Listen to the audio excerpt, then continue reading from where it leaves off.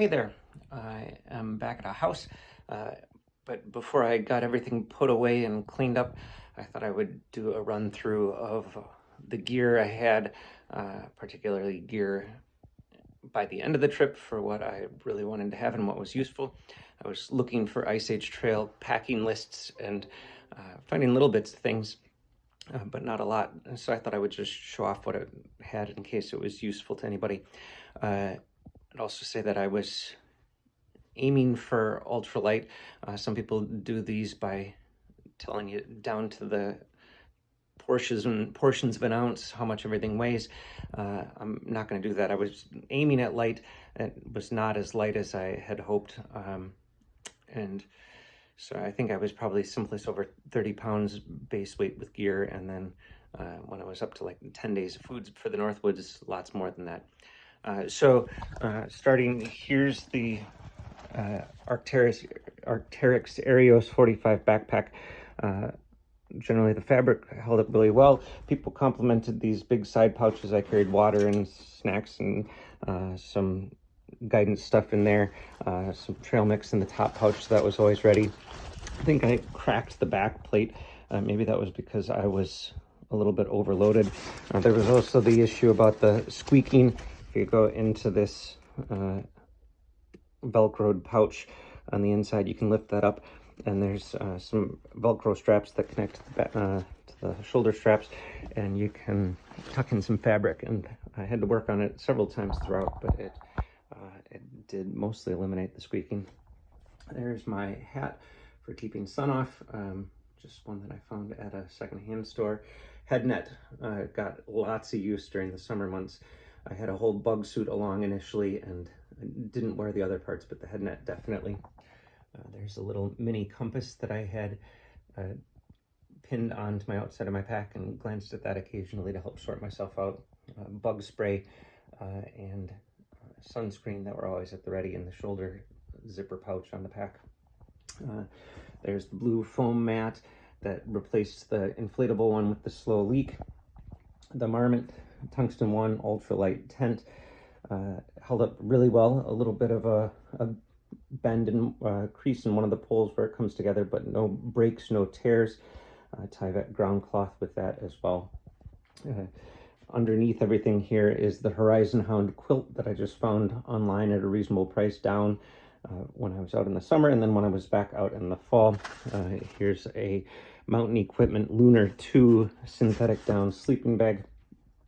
I'm not super impressed on the compression sack, but did just really well on the sleeping bag, and not all that expensive. There's the cane that helped me, REI Hiker 2 cane. The Lucy solar lantern, inflatable lantern with a carabiner so that it could charge on the outside of the pack. I didn't need to use it to charge anything, but it has that option. Seemed to hold up pretty well. There's various charging things, including an Anker PowerCore 10,000 that seemed to be good for a few charges on my iPhone and cords and plugs that I wound up with. I started with one lighter and found another one. Was glad to have both of them just in case, as well as a container trying to keep some matches dry. I didn't need the matches. A little first aid kit. Didn't do much with that, but glad to have it. Did use a fair amount of antibiotic ointment, so that wasn't even in the first aid kit. That was just out with my shower stuff to be more handy. So here was kind of an emergency bag with some repair kit things, a tick remover. I think I only saw 4 ticks this summer. I treated clothing with permethrin, and so between all of that was not removing any ticks. I rolled up a little bit of duct tape just on a part of a plastic spoon, some little bit of rope and some more lacing for my sandals. Super glue was pretty handy along the way, but the metal tubes also break and leak all over the place. There's a little cloth wallet that had my driver's license and a medical card, a couple of credit cards, cash, that sort of thing. A headlamp, my plastic trowel, that was the replacement one because the one I had broke along the way. A pocket rocket stove, folds up really nicely. A titanium spork and a plastic knife that was for spreading my peanut butter. fuel, a pot that goes along with the dualist kit, and the lid for it, and that became my bowl as well. And there's an insulated travel mug that was, it's got a measuring on the inside, so that was useful, but mostly for my coffee. In this plastic bag is the Ice Age Trail data book. I could print it out with 4 pages per sheet, and it was good to have something that was a hard copy so that I had something that if my phone went out, I wasn't feeling so stranded. Because the phone did have the guidebook on it for a little bit more description, as well as the Far Out app, which was really convenient on GPS, where you could take a couple of steps in a direction and see whether you were moving back toward the trail or further off.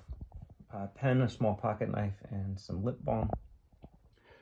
There's a Nalgene and one of the pouches that comes with the Sawyer squeeze system. So those were, gave me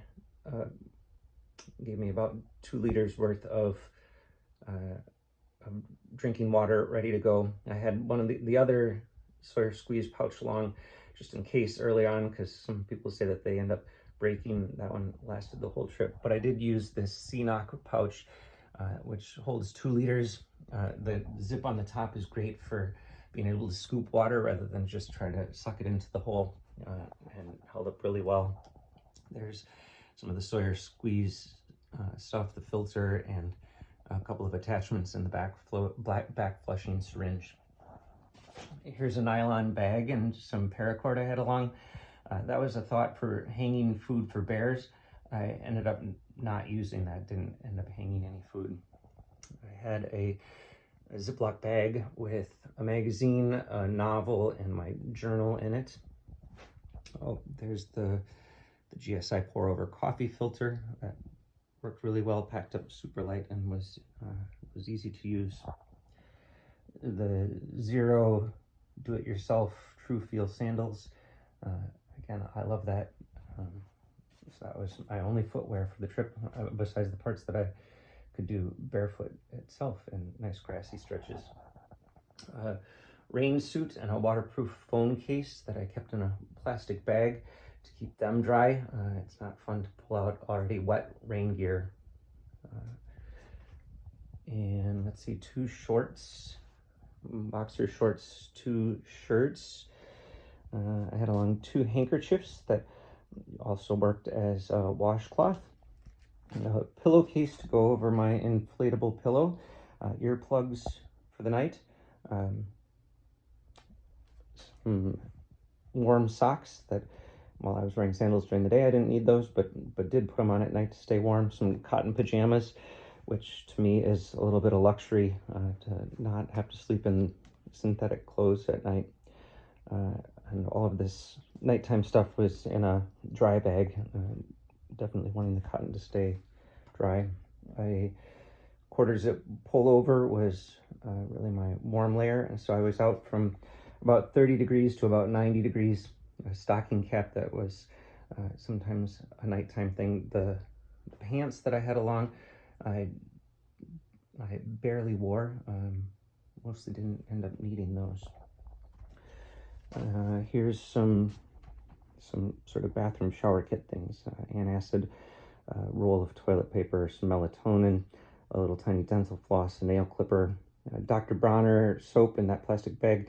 I started with about 10 ounces and then cut that in half and went down to this little, 2-ounce container, and still didn't use as much of that as I expected.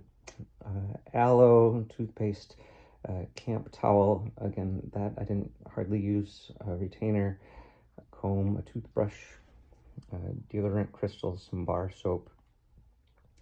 I don't know that did I say camp trowel? Yeah, I did, because I said the other one broke. So I think that is most of what the gear looked like that I lugged all the way across the state. And if that's helpful for somebody else, great. The last thing was this granola bar that I carried with me the entire way, and it is still there, so I'm going to eat it now. So there you go.